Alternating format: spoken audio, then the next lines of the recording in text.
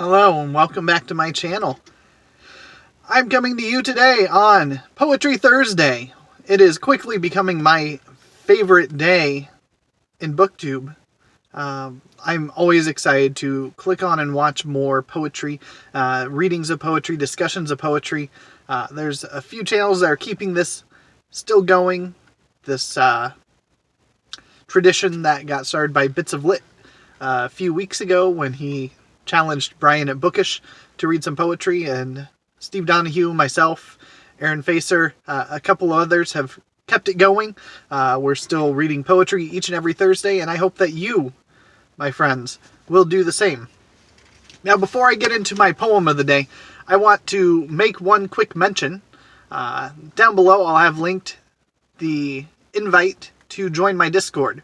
So if you enjoy poetry, you want to talk about poetry or read poetry, but don't feel comfortable in making a video to share your own poetry readings or anything like that, I have a channel inside my Discord just for Poetry Thursday, where we've had a couple of poems shared from my friends Rachel is Reading, and from Evie from She Was Only Evie, and Sandy from Miss Reads a Lot, and then one half of An Erudite Adventure.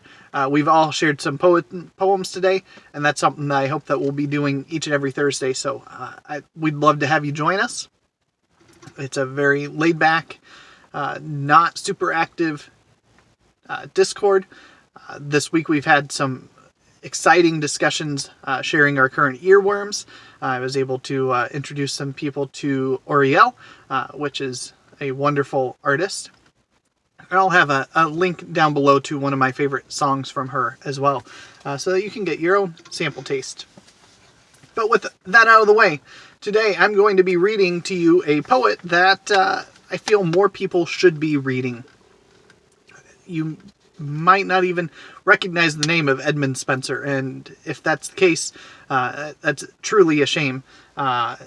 He is most famous for writing The Fairy Queen, which is a 6-book collection of a really long, epic poem. It's I'll let that speak for itself. I'm going to read an excerpt of that after I read a sonnet from him. And then, spoiler alert, sometime this weekend I'm going to have an announcement video where I kind of share the rest of the year for Medieval Monthly and Inkling Along reads, as well as what I've got planned to open up 2022, because I've got 2 massive read-alongs to start in January that I think are going to be a lot of fun. And one of them is reading through the entire 6 books of The Fairy Queen. So if you've never read it, or if it's been a long time since you've read it, you won't want to miss this one because it's fantastic. So first I'm reading Amoretti 30. So this one is called My Love is Like to Ice and I to Fire by Edmund Spenser. My love is like to ice and I to fire. How comes it then that this her cold so great is not dissolved through my so hot desire, but harder grows the more I her entreat? Or how comes it that my exceeding heat is not allayed by her heart frozen cold, but that I burn much more in boiling sweat and feel my flames augmented manifold? What more miraculous thing may be told that fire, which all things melt, should harden ice, and ice, which is congealed with senseless cold, should kindle fire by wonderful device? Such is the power of love and gentle mind, that it can alter all the course of kind. And that poem there, just a simple little sonnet, it's got a great concept in there that, you know, he is burning hot with desire and love for this person, and she is not receptive, or he, you know, you can't assume for sure, but probably she at the time is not receptive at all to it. She's very cold to his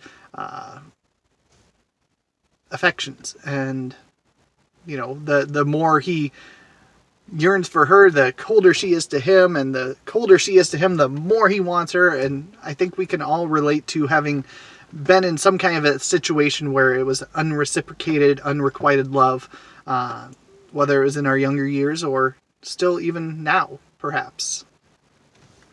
And so now I want to read a little bit out of The Fairy Queen, the very opening of it. It is a wonderful, wonderful set of poems. And these are written in a Spenserian stanza. So he has his own style of stanzas, which is a 9-line stanza. 8 of them are in iambic pentameter, so think Shakespearean type of pattern there, followed by a single Alexandrian line in iambic hexameter. And so a Alexandrian line is 2 half lines of 6 syllables each, separated by a caesura. So you have a pause in the middle of the line. And it follows an AB, AB, BC, BC, C rhyme scheme. And next week, I will be reading a poem, part of a poem, that will be coming up in my upcoming anthology that has been published, that I did write in Caesarian stanzas. Fun fact.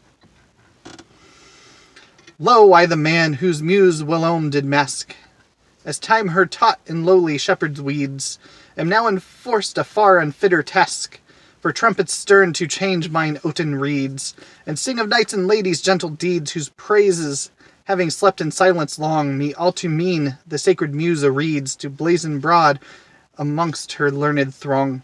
Fierce wars and faithful love shall moralize my song. Help then, O holy Virgin, chief of 9, thy weaker novice to perform thy will, lay forth out of thine everlasting scrine the antique rolls which there lie hidden still of fairy knights and fairest Tanaquil, whom that most noble Briton prince so long sought through the world and suffered so much ill, that I must rue his undeserved wrong. O help thou my weak wit, and sharpen my dull tongue.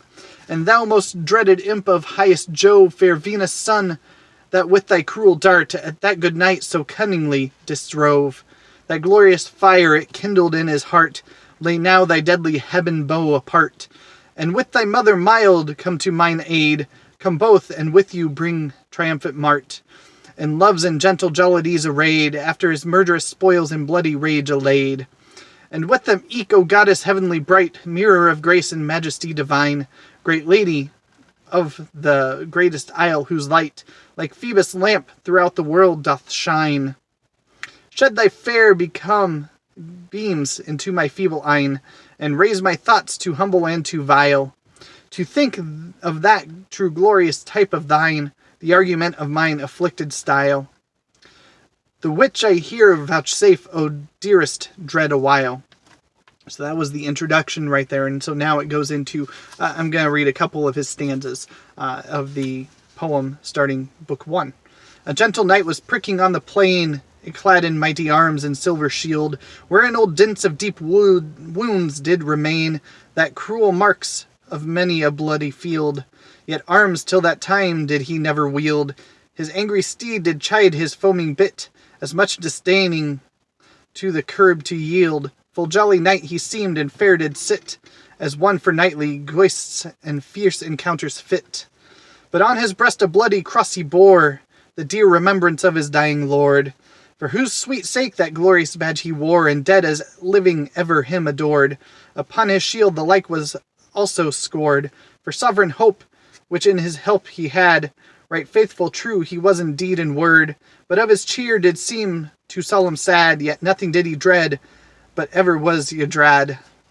Upon a great adventure he was bond, that greatest Gloriana to him gave, that greatest glorious queen of fairy land, to win him worship, and her grace to have, which of all earthly things he most did crave, and ever as he rode his heart did earn, to prove his puissance in battle brave, upon his foe and his new force to learn, upon his foe a dragon horrible and stern. A lovely lady rode him fair beside, upon a lowly ass more white than snow, yet she much whiter, but the same did hide under a veil that wimpled was full low. And over all a black stole she did throw, as one that inly mourned, so was she sad, and heavy set upon her palfrey slow, seemed in heart some hidden care she had, and by her in a line a milk-white lamb she lad. So pure and innocent as that same lamb, she was in life and every virtuous lore, and by descent from royal lineage came of ancient kings and queens that had of yore Their scepters stretched from east to western shore, and all the world in their subjection held, till that infernal fiend with foul uproar. For wasted all their land and them expelled, whom to avenge she had this night from far compelled. Behind her far away a dwarf did lag, that lassie seemed in being everlast, or wearied with bearing of her bag of needments at his back. Thus as they passed, the day with clouds was suddenly overcast, and angry Jove in a hideous storm of rain did pour into his leman's lap so fast, that every wight so showed it did constrain, and this fair couple eke to shroud themselves were fain. And forced to seek some covert nigh at hand, a shady grove not far away they spied, that promised aid the tempest to withstand, whose lofty trees, clad with summer's pride, did spread so broad that heaven light did hide, not pierceable with power of any star, and all within were paths and alleys wide, with footing worn and leading inward far.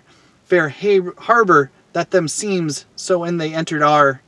And forsooth they pass with pleasure forward led, joying to hear the birds' sweet harmony, which therein shrouded them from tempest dread, seemed in their song to scorn the cruel sky.